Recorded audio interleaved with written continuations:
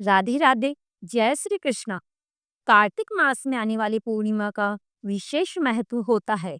इस दिन व्रत करने से व्यक्ति को भगवान विष्णु के साथ साथ भगवान शिव की कृपा भी प्राप्त होती है। इसलिए कार्तिक पूर्णिमा के दिन इस कथा का पाठ जरूर करना चाहिए। इसके पाठ से व्यक्ति को दुखों से छुटकारा मिलता है। आइए सुने कार्तिक माह की पूर्णिमा की संपूर्ण व्रत कथा। कार्तिक मास की कथा के अनुसार जब भगवान कार्तिकेय ने तारकासुर का वध किया था, उससे क्रोधित होकर तारकासुर के 3 पुत्रों ने देवताओं से बदला लेने का फैसला किया।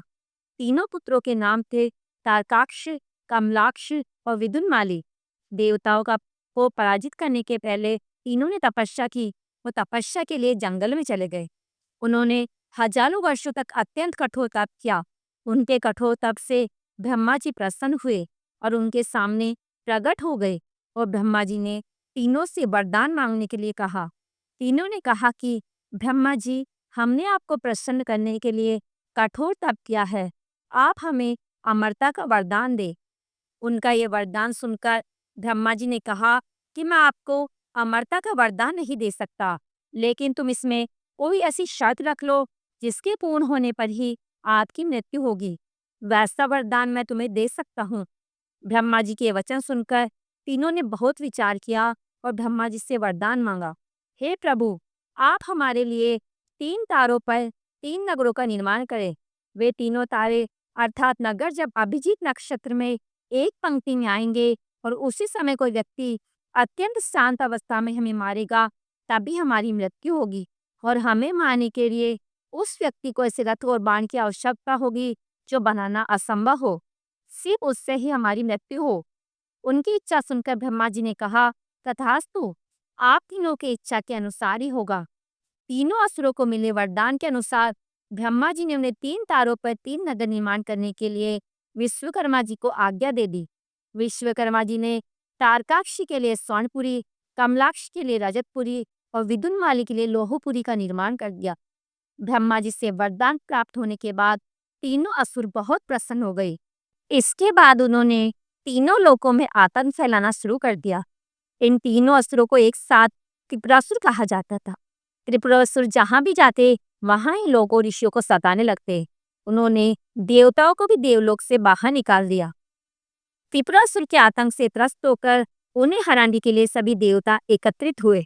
सभी ने अपना सारा बल लगाया, परंतु त्रिपुरासुर को हराने में कामयाब नहीं हो पाए।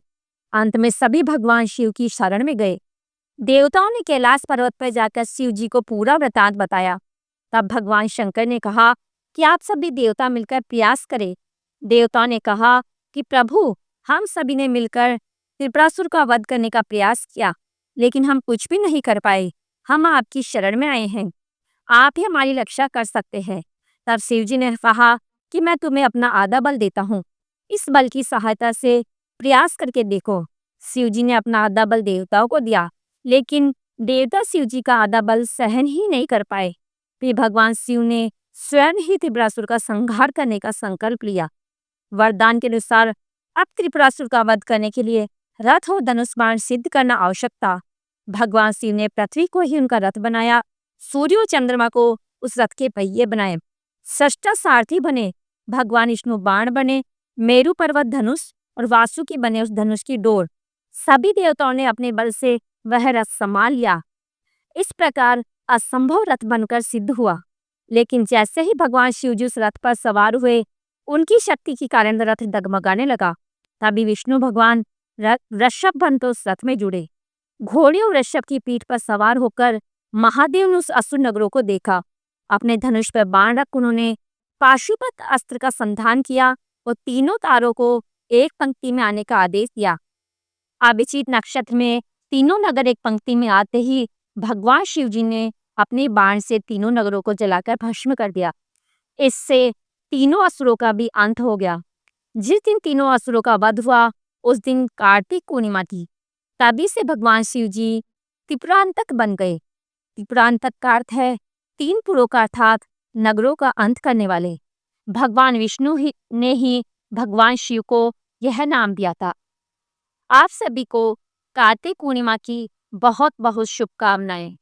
राधे राधे। जय श्री कृष्णा।